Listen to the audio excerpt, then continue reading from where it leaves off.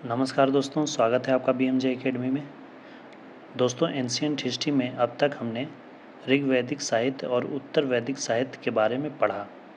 आज की इस वीडियो में हम ऋग्वैदिक काल की सामाजिक स्थिति, राजनीतिक स्थिति और आर्थिक स्थिति इत्यादि विभिन्न पहलुओं पर चर्चा करेंगे। तो आइए दोस्तों, बिना देर किए शुरू करते हैं। पूर्व वैदिक काल, ऋग्वैदिक काल, इसका कालखंड है 1500 ईसा पूर्व से लेके 1000 ईसा पूर्व तक। आइए सबसे पहले ऋग्वैदिक काल के राजनीतिक जीवन के बारे में देखते हैं। पूर्व वैदिक काल यानी ऋग्वैदिक काल कबीलाई जीवन पर आधारित था। इसमें लोग भ्रमणशील और युद्धरत थे। सबसे छोटी इकाई परिवार थी, जिसे कुल कहा जाता था। कुल को मिलाकर ग्राम बनता था और ग्राम मिलकर विश्व बनते थे और विश्व को मिलाकर जन या फिर कबीला कहा जाता था। कुल का प्रधान को कुलप कहा जाता था, ग्राम के प्रधान को ग्रामणी कहा जाता था और विश्व के प्रधान को विश्वपति तथा जन या कबीला के प्रधान को राजन या फिर गोपा कहा जाता था और राजन की पत्नी को महिषी कहते थे। सत्ता पितृसत्तात्मक थी तथा राजन का पद वंशानुगत नहीं था। ऋग्वैदिक काल में राजा का पद वंशानुगत नहीं था। राजा की सहायता के लिए 4 प्रकार के प्रतिनिधि सभाएं थी। राजा के पास असीमित अधिकार नहीं थे। पहला है समिति। यह एक आम सभा थी, जैसे वर्तमान में अभी लोकसभा है। राजन का चुनाव करना इसी का कार्य था। जैसे अभी प्रधानमंत्री का चुनाव लोकसभा से होता है, वैसे ही उस समय राजन का चुनाव समिति के द्वारा होता था। समिति के अध्यक्ष को ईशान कहा जाता था। इसमें महिला एवं पुरुष दोनों होते थे। ऋग्वेद में इसका 9 बार उल्लेख किया गया है। अब सभा के बारे में देखते हैं। सभा कुलीन वर्ग का समूह था, जैसे वर्तमान में राज्यसभा है, उच्च सदन। इसमें भी महिलाएं भाग लेती थी। मंत्री परिषद की तरह कार्य करता था यह, और न्यायिक मामलों का निपटारा इसी के द्वारा किया जाता था। ऋग्वेद में 8 बार इसका उल्लेख मिलता है। अगला है विदत। इसका कार्य सामाजिक, धार्मिक और सैन्य कार्य से संबंधित जो भी फैसले होते थे वो विदत समूह के द्वारा लिया जाता था। उपज संबंधी वितरण या बंटवारा, जितना उपज हुआ उसका बंटवारा किस तरह से किया जाएगा। सैन्य लूट का बंटवारा, इसमें भी महिलाएं भाग लेती थी और ऋग्वेद में इसका 122 बार उल्लेख किया गया है। सबसे अधिक इसी का उल्लेख किया गया है। चौथी प्रतिनिधि सभा थी गण। यह भी कुलीन वर्ग की एक संस्था थी। इसके अध्यक्ष को कुलपति कहा जाता था। इसके अलावे राजा की सहायता के लिए जो अधिकारी होते थे उन अधिकारियों को रत्निन कहा जाता था। ऐसे कुल 7 रत्निन अधिकारी थे, जिनमें से पुरोहित सर्वश्रेष्ठ थे। इनका कार्य होता था धार्मिक सलाह देना। दूसरा सेनानी, ये सेनापति को कहा जाता था। पूरब का कार्य होता था दुर्ग किला की सुरक्षा का प्रधान। अस्पष्ट, ये गुप्तचर विभाग के प्रमुख होते थे। अस्थायी सेना नहीं थी, कुछ सेना ही नियमित होते थे। युद्ध के समय ही कुछ सैनिकों को अस्थायी तौर पर रखा जाता था, जिसे सर्ध व्रात गण सैनिक टोलियों में रखा जाता था। राजा को दिया जाने वाला कर बलि कहलाता था, जो स्वेच्छा से दिया जाता था। कर या बलि की जबरन वसूली नहीं की जाती थी। ऋग्वेद के 7वें मंडल में दशराग युद्ध का वर्णन है। इसके बारे में हमने पिछले वीडियो में भी पढ़ा था। अपराधियों को जीव गिरफ्त तथा उन्हें पकड़कर दंडित करने वाले जो पुलिस होते थे, पुलिस अधिकारी आज की भाषा में, उन्हें उग्र कहा जाता था। आइए सामाजिक जीवन देखते हैं। कबीलाई तत्वों की प्रधानता के कारण समतावादी समाज था। ऋग्वैदिक काल में वर्ण व्यवस्था की उत्पत्ति हो चुकी थी, परंतु यह वर्ण व्यवस्था कर्म आधारित थी, न कि जन्म के आधार पर। प्रारंभिक चरणों में केवल 3 वर्ण पुरोहित, ब्राह्मण, सेनानी, क्षत्रिय और सामान्य वैश्य थे। ऋग्वेद के 9वें मंडल में यह वर्णन है कि इस काल में वर्ण विभाजन रंग के आधार पर नहीं बल्कि कर्म के आधार पर था। ऋग्वैदिक काल में जो वर्ण व्यवस्था थी वो जन्म के आधार पर नहीं, रंग के आधार पर नहीं बल्कि कर्म के आधार पर थी। शूद्र शब्द का उल्लेख बाद में 10वें मंडल के पुरुष सूक्त में किया गया है।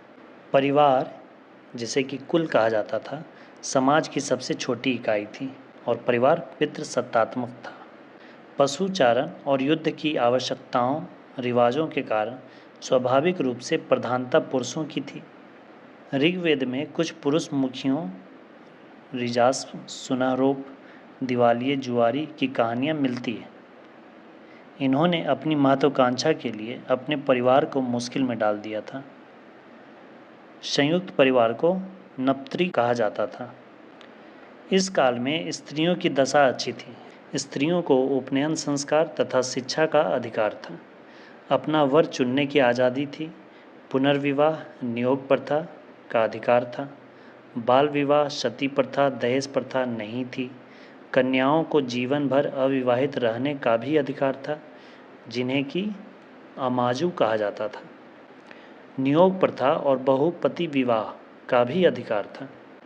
नियोग प्रथा से उत्पन्न संतान को क्षेत्रज कहा जाता था। ऋग्वेद में कुछ विदुषियों, जिनमें से लोपामुद्रा, घोषा, सिक्ता, विश्वपाला की कहानियाँ हैं। ऋग्वेद में गृहिणी को जायदस्तम कहा गया है। इसका अर्थ पत्नी ही घर है होता है। कन्या के विवाह के पश्चात उपहार स्वरूप वस्तु को वहतु, जिसे कि आज की भाषा में दहेज कहा जाता है, उसे वहतु कहा जाता था। आइए अब ऋग्वैदिक काल के आर्थिक जीवन को देखते हैं। पशुपालन मुख्य पेशा था। कृषि का महत्व कम था क्योंकि कबीलाई समाज के कारण ये भ्रमणशील और युद्धरत थे। चारागाह की तलाश में ये भ्रमण करते रहते थे और इसी बीच दूसरे कबीलों से संघर्ष भी करना पड़ता था। ऋग्वेद में गाय को अघन्या, न मारने योग्य कहा गया है। गाय का सर्वाधिक महत्व था। ऋग्वेद में गाय का 176 बार उल्लेख मिलता है। ऋग्वैदिक काल में संपत्ति की गणना गाय ही थी, जिसे रथी कहा जाता था। दान दक्षिणा में भी गाय ही दी जाती थी तथा युद्ध भी गाय के लिए ही होती थी। गविष्टि शब्द का प्रयोग गाय की खोज तथा युद्ध के लिए किया गया है। पणी नामक व्यापारियों का उल्लेख ऋग्वेद में मिलता है। ये गायों तथा अन्य पशुओं को चुराकर उनका व्यापार करते थे। दूसरा महत्वपूर्ण पशु घोड़ा था।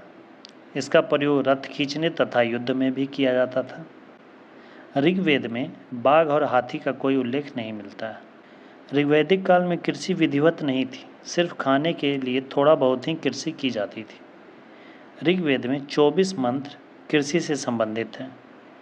ऋग्वेद में केवल एक अनाज यौ, जिसे जौ कहा जाता है, का उल्लेख मिलता है। धान, चावल, गेहूं का कोई उल्लेख नहीं मिलता है। इसके अलावा हिमालय की एक चोटी मुजबंत से सोम रस प्राप्त किया जाता था।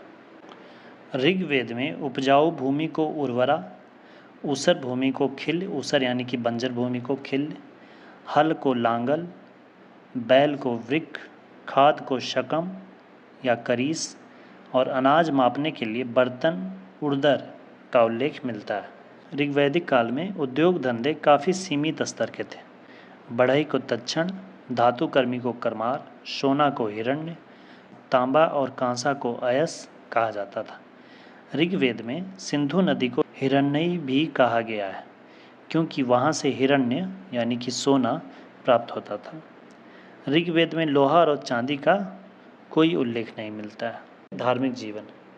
ऋग्वैदिक समाज पशुपालन के कारण स्थानांतरित होते रहते थे, जिससे प्राकृतिक शक्तियों से काफ़ी प्रभावित थे। ऋग्वैदिक समाज के सभी देवताएं प्राकृतिक शक्तियों के प्रतीक थे।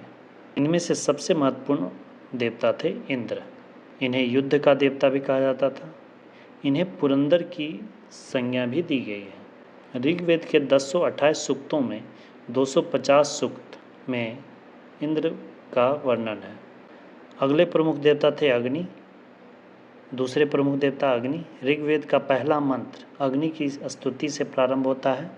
ऋग्वेद में 200 सूक्तों में अग्नि का वर्णन किया गया है। तीसरे प्रमुख देवता हैं वरुण। ऋत अर्थात नैतिक नियमों का संरक्षण। ऋग्वेद का 9वां मंडल सोम देवता को समर्पित है। ये वनस्पति के देवता हैं। ऋग्वेद में सिंधु नदी का सबसे ज़्यादा उल्लेख दिया गया है। सबसे पवित्र नदी सरस्वती को नदीत्मा कहा गया है। कुल 25 नदियों का उल्लेख, जिसमें यमुना का 3 बार और गंगा नदी का सिर्फ 1 बार उल्लेख मिलता है। ऋग्वैदिक आर्य प्रकृति पूजक तथा बहुदेववादी थे। तो ये थे दोस्तों ऋग्वैदिक कालीन जीवन से संबंधित सभी महत्वपूर्ण तथ्य। अगले वीडियो में हम उत्तर वैदिक कालीन समाज के बारे में पढ़ेंगे। दोस्तों वीडियो अच्छी लगी हो तो अपने स्टडी ग्रुप्स में शेयर करें और चैनल पर नए हैं तो सब्सक्राइब कर बेल आइकन ऑन ज़रूर कर लें। वीडियो को अंत तक देखने के लिए धन्यवाद दोस्तों। जय हिंद।